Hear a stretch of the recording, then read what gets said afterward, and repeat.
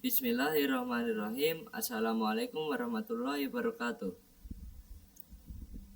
Saudara-saudaraku, izinkan saya menyampaikan suatu topik materi mengenai untuk apa manusia dan jin diciptakan Allah di dunia ini.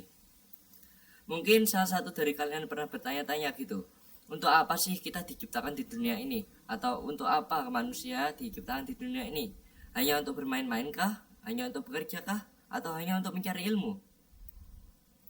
Allah ternyata menjawab pertanyaan tersebut pada surat Az-Zariyat ayat ke-56 yang dikutip sebagai berikut, yaitu, dan tidaklah aku menciptakan jin dan juga manusia melainkan supaya beribadah kepadaku.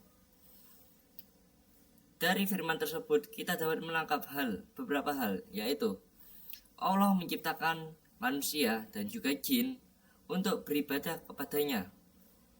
Lantas, untuk apa kita beribadah kepada Allah? Apakah Allah sangat membutuhkan kita? Tentunya tidak. Allah menciptakan alam semesta dan seisinya dengan detail-detail sekecil apapun diniatkan oleh Allah. Bukan untuk kita bersenang-senang saja. Kita beribadah kepada Allah sebagai rasa pengingat atau sebagai rasa cinta dan loyalitas kita kepada Allah Subhanahu wa taala. Kenapa kita harus mengingat Allah Subhanahu wa taala? Ya karena Ialah pencipta dari seluruh hal yang ada di alam semesta ini. Allah menciptakan kita dari kaki sampai kepala tanpa adanya cacat sekalipun. Itu salah satu karunia yang Ia bagikan kepada kita. Lantas, bagaimana cara kita untuk membuatnya bangga?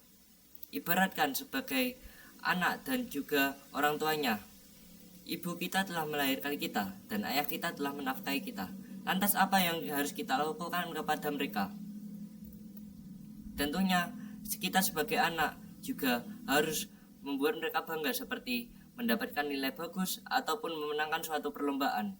Dan jika kita sudah dewasa nanti, kita harus mencari pekerjaan dan juga menghidupi keluarga kita, baik itu istri maupun kedua orang tua kita. Tentunya dengan kedua hal tersebut, orang tua kita merasa bangga telah melahirkan kita. Sebaliknya, itu terjadi pada Allah dan juga kita.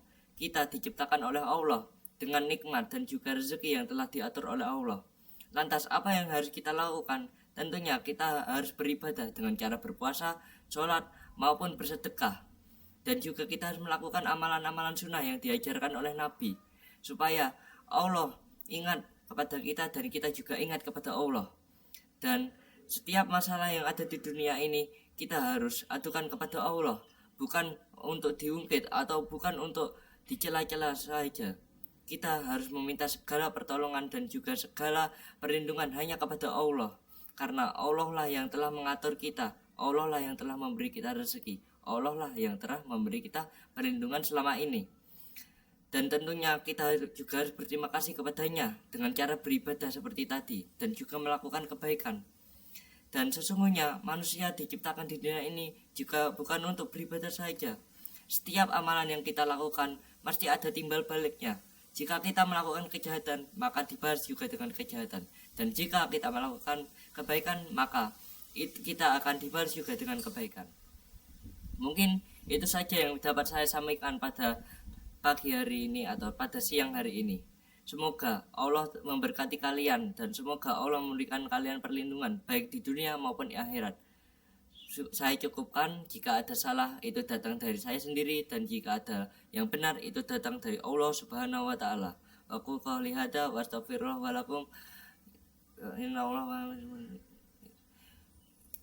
Assalamualaikum warahmatullahi wabarakatuh.